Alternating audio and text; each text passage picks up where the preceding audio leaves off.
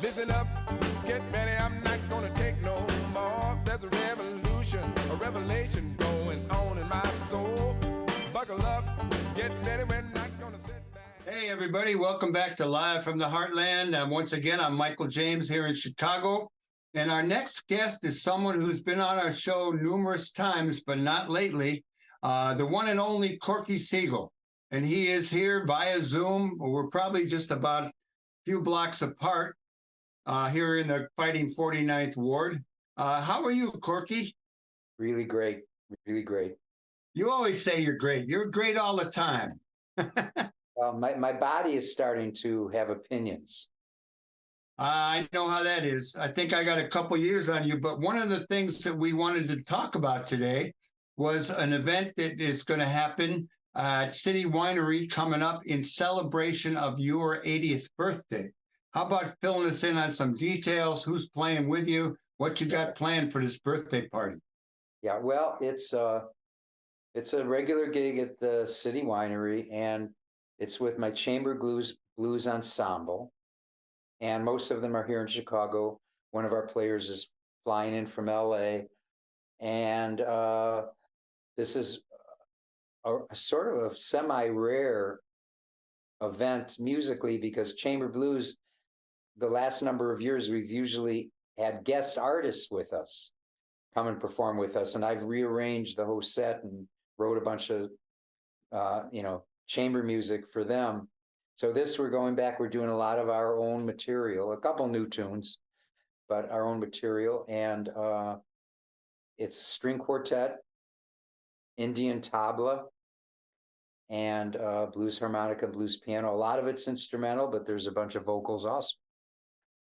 That's nice. So you're going to do this at City Winery, which is at 1200 West Randolph Street. And this is taking place on Sunday, the 22nd. Right. And thank you. What time? 7 o'clock, I believe. Right, Holly? Yeah, doors open at 5 because it is a dinner facility, and really good food. And the show starts at 7.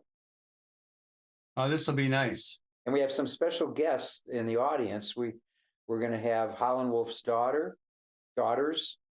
We're going to have Little Walter's daughter. I'm going to tell a little story about Little Walter and Howlin' Wolf. A whole bunch of people are flying in from all over. We may have someone flying in from Germany, but I know there's someone flying in from California and Connecticut and all over the place. Oh, that's great. Well, you mentioned Howlin' Wolf, and I know that you and I were talking recently about a photograph that you had to buy, and it is a picture of you on Howlin' Wolf's knee. Right. How about you show us that picture for the people who are viewing it on YouTube and CAN TV? Other people who are listening to the show will just have to take our word for it that there is a very young Corky Siegel sitting on the lap of Howlin' Wolf, along with a few other people. Jim Schwal's there. Who else is in that picture? Jack Myers. And that's Jack Myers, or my little fingers wiggling. And that's our drummer, Russ Chadwick. And the late Jim Schwal. Late Jim Schwal. And the late Howlin' Wolf, too. Well, that's a wonderful... Where was that picture? The late Russ and the late Jack. Well, there's a lot of late people. Where was it taken? That was taken at the backstage of the Cafe A Go-Go. And my recollection of it was that it was taken with Clayton Thomas. What's his first name from the Blood, Sweat, and Tears? I don't know it. Yeah, anyway, he was a lead singer with the Blood, Sweat, and Tears. And I remember him posing, telling me, "Oh, sit on his knee," and and he posed the whole thing. But the guy that actually has credit for taking the photo is Phil Oakes' brother. Oh, the great Phil Oakes. I had one afternoon during the Berkeley Vietnam Day Committee in 64 or 5, where I was entrusted to hang around with Phil Oakes until he was going to perform. So I just remember being at a lawyer's house up in the hills of Berkeley, hanging out with Phil Oakes. You know, it was great.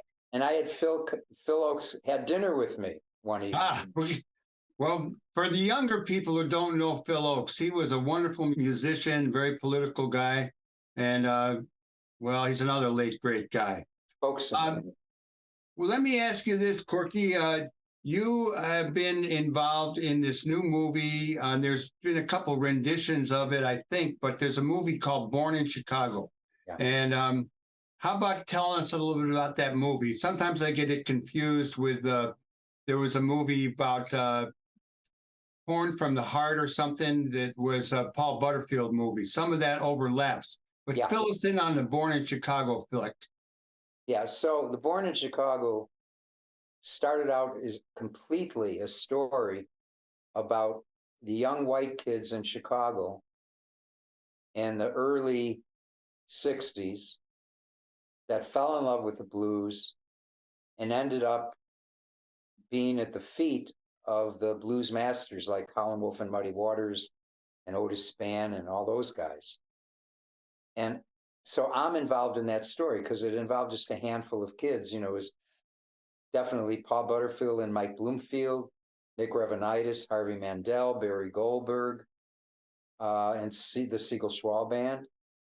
And my own situation was a little different because they approached the blues masters, all these other guys, in different ways, and sat in with them. And I that's not what happened with me. We never approached them. We were just Jim Schwall and I were looking for somewhere to play. We walked into this place on the south side of Chicago, and the guy said, "What are you doing here?" And we said, "Well," and we were the only white kids anywhere for miles around. And it was in the afternoon, and he said, "Well, set up on the floor. The ladies are coming in this afternoon. You could play for them." So we sat up on the floor and we played, and he hired us immediately. And I didn't know this. And then he hired us a bass player and a drummer and asked us to play every Thursday night from 9 at night to 4 in the morning. And it was on 43rd and Vincennes. And it ended up being the hangout for all these blues players. So here I am listening to my albums and listening to Howlin' Wolf flying out of the grooves of my album and Muddy Waters and all those guys.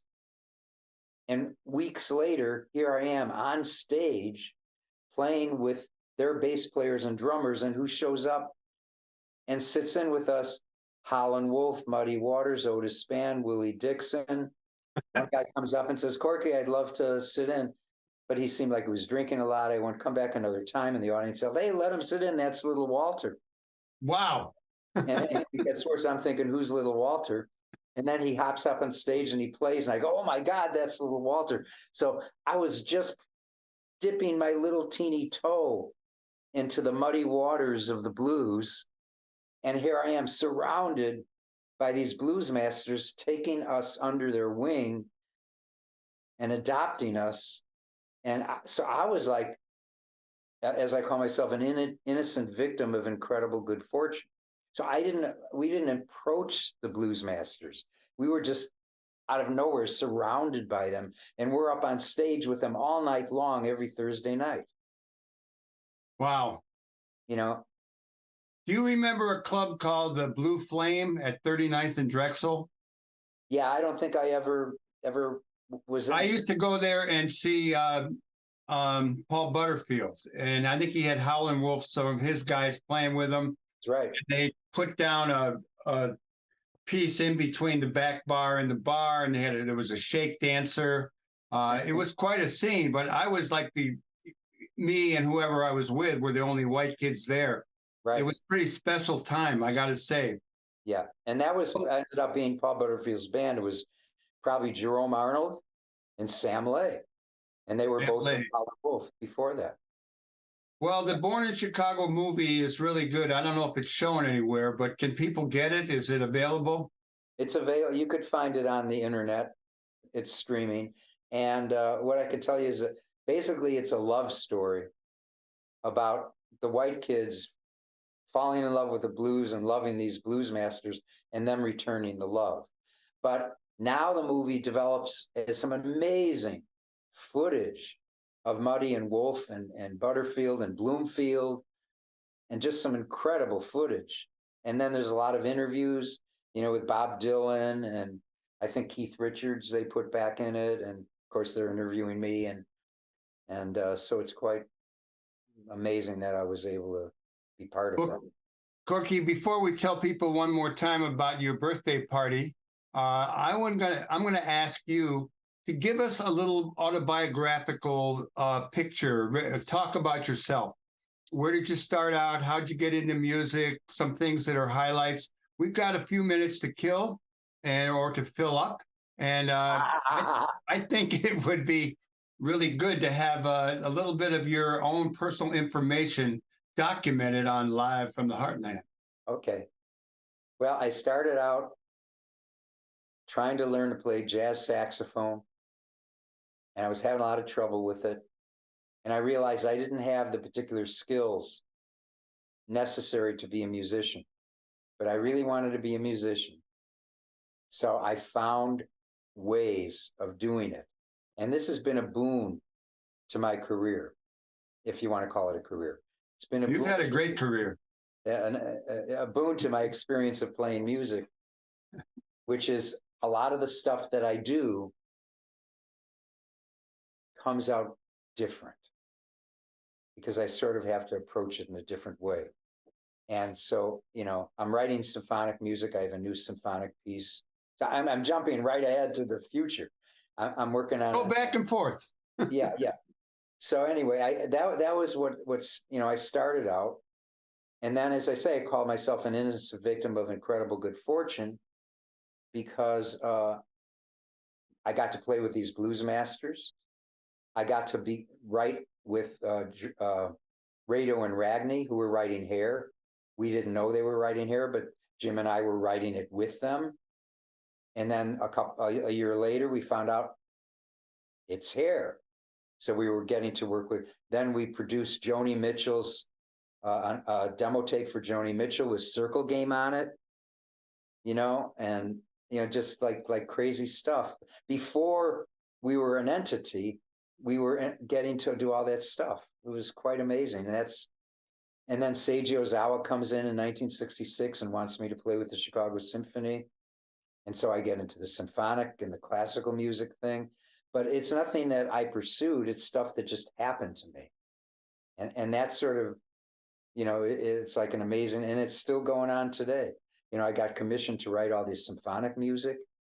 I never wrote a piece of music in my life, and I didn't know how. And my first commission was with the San Francisco Symphony to write a piece for Arthur Fiedler in front of 6,000 people at the Civic Auditorium. It's the first piece of music I ever wrote of, any kind of classical style. What led you to the blues?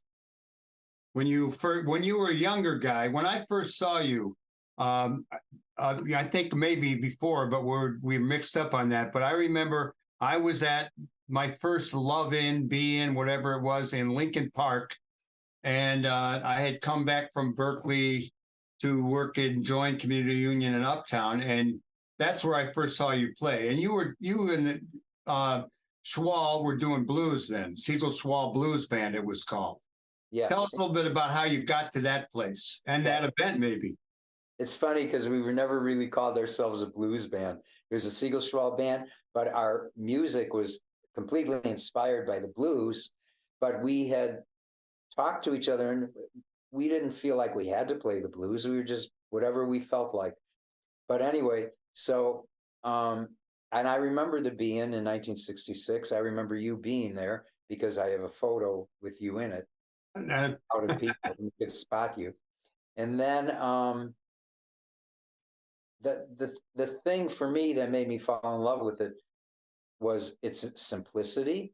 It was accessible for a musician to learn to play, but it was infinite in the possibilities of expression and emotion. And it's still, blues still stands and sits on the pedestal of what you do to express yourself in music. That is the example, blues.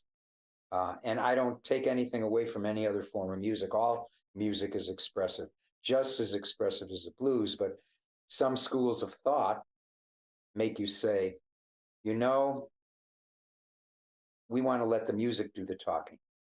We don't want to move too much. We don't want to let our personalities get involved.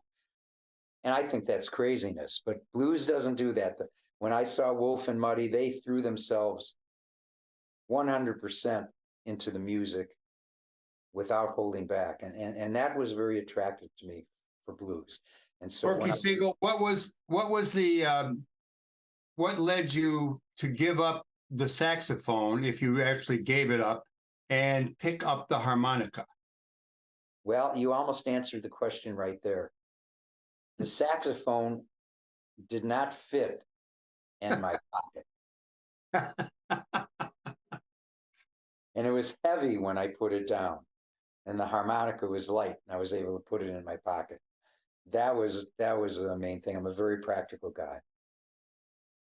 Do you have any friends and other musicians that you want to share some stuff about? I'm thinking about the time you were at the Heartland Cafe, and you were there with Country Joe McDonald of Country Joe and the Fish. And I just remembered that while we were talking. The whole band. I remember meeting him. I remember him playing at the Finnish Hall in Berkeley in like 64 or 5, and him being around political stuff. He was a political guy. Is he still alive? Yeah, I see him. Well, I haven't seen him for about a couple months, but I used to do a Zoom with him every week. Well, say hi and tell him I'd love to have him on this show. Great. So let's go back one more time and just remind people that one of the reasons that you're on Live from the Heartland now is because we're going to celebrate Chicago music legend Corky Siegel's 80th birthday at City Winery, 1200 West Randolph, Sunday, 7 p.m. That's Sunday, October 22nd. And you tell us, Corky, why people should come. Oh, well, there's still seats available, which is a good reason to come. Otherwise, it wouldn't be a good reason to come if there were no seats. But well, chamber blues specifically, there is literally, and I could say this straight face, there is absolutely nothing like it in the world. That's for sure. Certainly, every musician is unique. So you could say that really about every musician. There's nothing like Jim Galleretto, my saxophone buddy, or Ernie Watts. There's nothing like them. But chamber blues, you can't hear anything that is even distantly like chamber blues unless you hear chamber blues. So we could only be in one place at one time. I'm 80 years old. I'm not saying anything else after that. So you have a chance to hear chamber blues. It'll be an experience like you've never heard. Boom. Well, I hope I get there, Corky. I haven't got a ticket yet, but I imagine I could weasel my way in. I bet you could. And I'm looking forward to it. By the way, you are looking really good. Well, I got to tell you that I have a million secrets, but the one that I think has been really a good one is I go to the McGaw Y in Evanston 4 days a week right now in the pool at 7:30 in the morning. And I basically run in the deep water. And they actually play music. Sometimes Mahalia Jackson. This morning they were playing Another Man Done Gone to the County Farm. I think it was Muddy Waters. So these lifeguards have got music set up. And I don't swim because I have crashed shoulders, but I dance in the pool. I run in the pool. I was going to say you use your little inflatable wings, right? Well, I don't use those. I got enough on me to float a little bit. So I got goggles. I'm underwater. You look pretty good yourself. So it's enough of this mutual admiration stuff going on. I'm looking forward to you seeing you, and I miss seeing you. I used to see you and Holly all the time at the Heartland Cafe. And I got a million stories popping in my head, but that's enough. There's Holly. It's great to see you. Good to see you too. We miss you And it's too. good. Corky and I used to swim at the YMCA in Evanston twice a week, but we've stopped. We should Now probably go back. Now we walk like at least a half hour to an hour every day. We do our resistant bands every other day when we can, and we do some yoga, and we do meditation almost every day. You guys keep it up, and I'll look forward to seeing you real soon, both of you. Okay, thank and you. a shout out to Alvina. All right, that's a little secret. We both know this woman, Alvina, who's a wonderful woman. Yes. All right. Take care. Adios. We'll see you. Adios. Bye. Bye-bye.